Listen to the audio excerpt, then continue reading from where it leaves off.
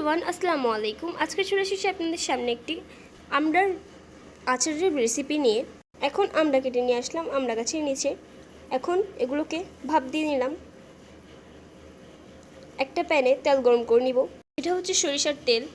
এখন এখানে দিয়ে দিব পাঁচফোড়ন, তারপর দিয়ে দিচ্ছি লাল মরিচ, তারপর দিয়ে দিচ্ছি গোটা রসুন, তারপর হালকা নাড়াচাড়া করে নিব। এখন দিয়ে দিচ্ছি স্বাদ মতো লবণ, হলুদের গুঁড়া। এখন আর একটু নেড়ে দিব। তারপর দিয়ে দিচ্ছি পাঁচফোড়নের গোড়া।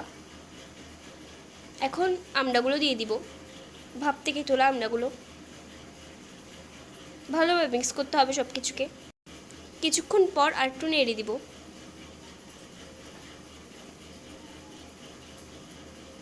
এটা প্রায় রেডি হয়ে এসেছে। এখন চুলাটা ছোট করে দিয়ে আর একটু পর আসবো ঢাকনা দিয়ে। এখন আবার নেড়ে দিচ্ছি। কিছুক্ষণ পর দিয়ে দিচ্ছি চিনি। এই যে রেডি হয়ে গেছে আমাদের আচার। এটা নর্মাল দিয়েও খাওয়া যায়, আবার ভাতের সাথে কোনো মাংসের তরকারি দিয়েও খাওয়া যায়। এটা টক ঝাল মিষ্টি আচার। আপনারা চাইলে ট্রাই করে দেখতে পারেন।